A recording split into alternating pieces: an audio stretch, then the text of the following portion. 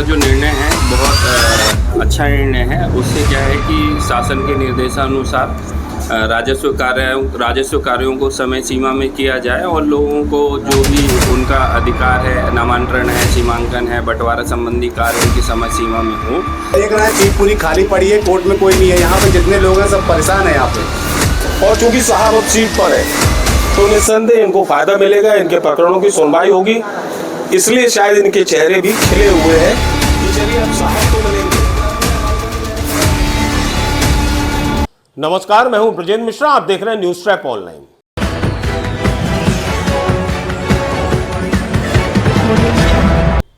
साहब है तो बाबू नहीं, बाबू है तो फाइल नहीं, और जब बाबू और फाइल दोनों हैं तो साहब नहीं। राजस्व न्यायालयों में आपने ये घटनाक्रम आमतौर पर देखा होगा और इसके भुक्तभोगी भी होंगे। आप चक्कर पर चक्कर लगाते हैं और तहसीलदार न्यायालय हो, चाहे नायब तहसीलदार और चाहे उनके अधीनस्थ न्यायालय हो, सब जगह बस यही फार्मूला चलता है कि साहब नहीं है, कहीं फाइल नहीं है, कहीं बाबू नहीं है, बाबू है तो साहब नहीं है। इस तरह से लोग परेशान होते थे और जिसका नतीजा यह निकलता था कि पेंडिंग केसों की संख्या लगातार बढ़ती जा रही थी। इसी का तोड़ निकाला है जबलपुर कलेक्टर दीपक सक्सेना ने, और ऐसा सटीक फार्मूला उन्होंने निकाला है जिससे अब कोई भी तहसीलदार या नायब तहसीलदार या अतिरिक्त तहसीलदार किसी भी तरह के न्यायालयीन कामकाज में कोई बहानेबाजी नहीं कर सकेगा।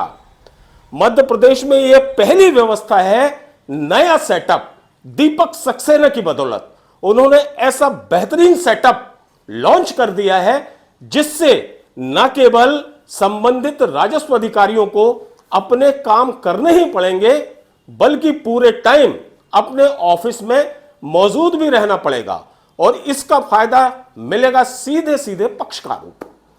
तो आइए हम आपको बताते हैं कि जबलपुर कलेक्टर दीपक सक्सेना ने किस तरह का नया सेटअप तैयार किया है।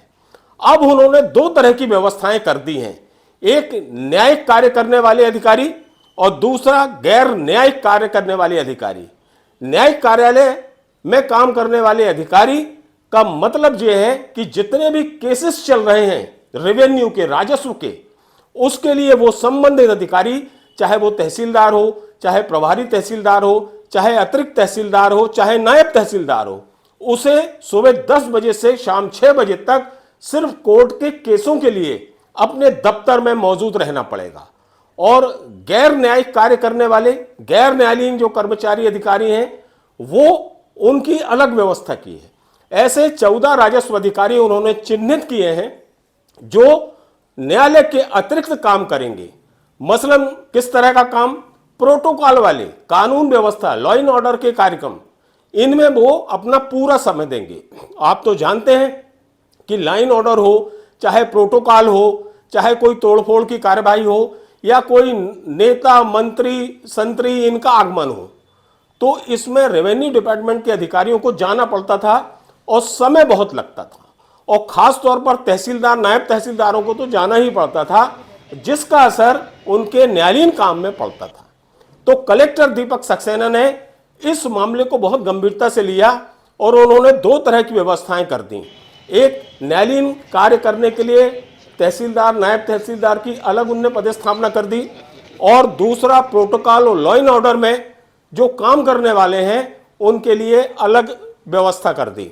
दोनों को अपना अपना काम सौंप दिया गया है। जिन तहसीलदारों को, प्रभारी तहसीलदार को, नायब तहसीलदार को, अतिरिक्त तहसीलदार को न्यायालयीन कामकाज का जिम्मा सौंपा गया है, वो अपने तहसीलदार न्यायालय में या अतिरिक्त तहसीलदार न्यायालय में या नायब तहसीलदार न्यायालय में नामांतरण, बंटवारा, सीमांकन, फौती, वसीयत, खसरे में सुधार, खसरे से संबंधित कार्य, इन सब मामलों का निराकरण करेंगे, पक्षकारों की सुनवाई करेंगे और सुबह 10 बजे अपनी सीट पर आ जाएंगे और शाम 6 बजे तक सिर्फ और सिर्फ अपने कोर्ट के केस को देखेंगे। उन्हें कोई डिस्टर्ब नहीं किया जाएगा, ना वो कोई किसी मंत्री संतरी की आवभगत में जाएंगे, ना लॉ एंड ऑर्डर में जाएंगे, ना किसी भी तरह के सरकारी कामकाज में जैसे तोड़फोड़ की कार्यवाही या अन्य प्रशासनिक काम है, उन्हें डिस्टर्ब नहीं किया जाएगा। 14 रेवेन्यू अधिकारी उन्होंने ऐसे चिन्हित की है, पदस्थापना उनकी की है, जिनका काम सिर्फ यही होगा कि वो शहर की कानून व्यवस्था में अपनी भागीदारी देंगे, या फिर जो प्रोटोकॉल के तहत काम होगा वो उन्हें करना पड़ेगा, या फिर जो प्रशासनिक जो भी काम दिया जाएगा वो काम करेंगे, उसके लिए उन्हें अलग से बिठाया गया है।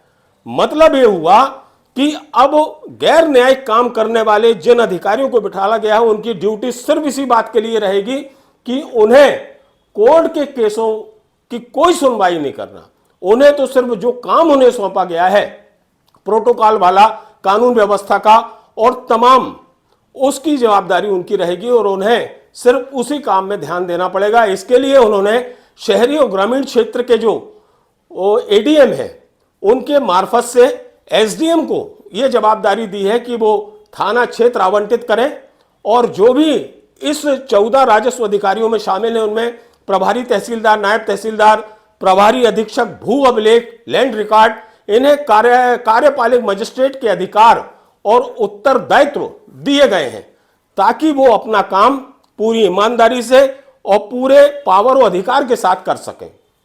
इसके मायने ये होते हैं कि दोनों वर्ग के अधिकारी अपना अपना काम करेंगे।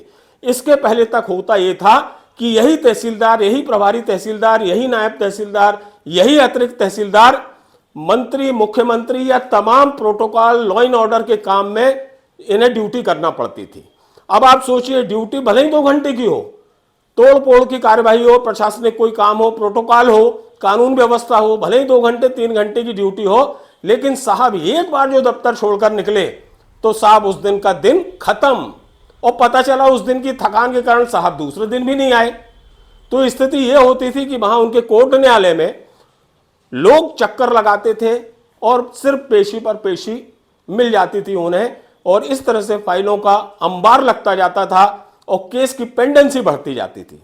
लेकिन अब ये 2 तरह की व्यवस्थाएं कर देने से काम में किसी भी तरह की कोई रुकावट नहीं आएगी और राजस्व के जो मामले हैं वो तत्परता से पूरे होंगे, क्योंकि राजस्व के मामलों की सुनवाई के लिए उन्होंने अलग सेटअप जमा दिया है तहसीलदारों का, प्रभारी तहसीलदार का, नायब तहसीलदार का और अतिरिक्त तहसीलदार का, और शहर की कानून व्यवस्था या अन्य प्रशासनिक कामकाज के लिए उन्होंने 14 राजस्व अधिकारियों को अलग से तैनात कर दिया है जो सिर्फ यही काम करेंगे।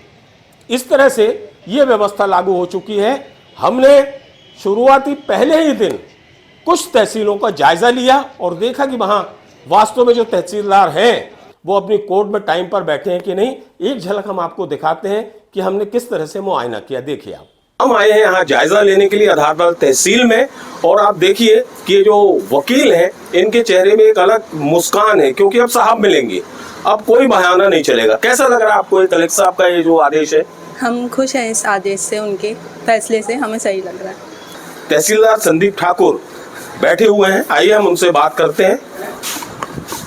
भाई साहब, कलेक्टर साहब का ये जो निर्णय है उस पर आपकी क्या प्रतिक्रिया है?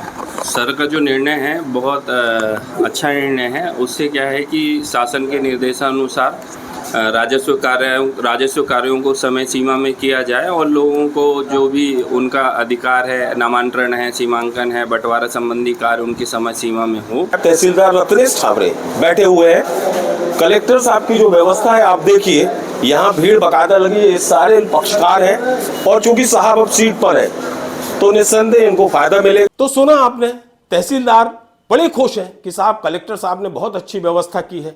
लेकिन एक सवाल और खड़ा हो रहा है कि यही तहसीलदार खेमा ऐसा है जिसने इस व्यवस्था के लागू होने से एक दिन पहले कलेक्टर दीपक सक्सेना को ज्ञापन सौंपा और ज्ञापन में यह मांग की कि साहब ऐसी व्यवस्था से उनके अधिकारों का हनन होगा।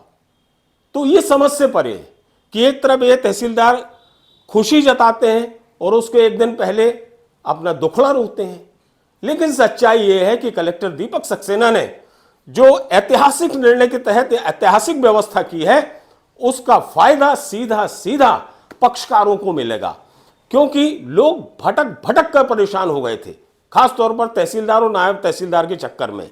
साहब मिलते नहीं थे, कहीं मीटिंग में गए हैं, कहीं लाइन ऑर्डर में गए हैं, कहीं प्रशासनिक काम में गए हैं, कहीं कोई मंत्री आया है तो उसकी आवभगत में गए हैं। इस तरह से उनकी टेबलों पर सिर्फ फाइल रखी रहती थी जिसमें तारीखें मिल जाती थी, तारीख पर तारीख, तारीख पर तारीख। पक्षकार परेशान हो जाता था, कहां तक चक्कर लगाएं। उन्हें समझ में नहीं आता था कि साहब मिलेंगे कब, और साहब मिलते थे किनसे? कुछ सेटिंग बाजों से। कुछ साहब तो ऐसे हैं जिनकी अकेले में मुलाकात उन सेटिंग बाजों से हो जाती थी, और उन सेटिंग बाजों को यह मालूम रहता था कि साहब कितने बजे मिल जाएंगे।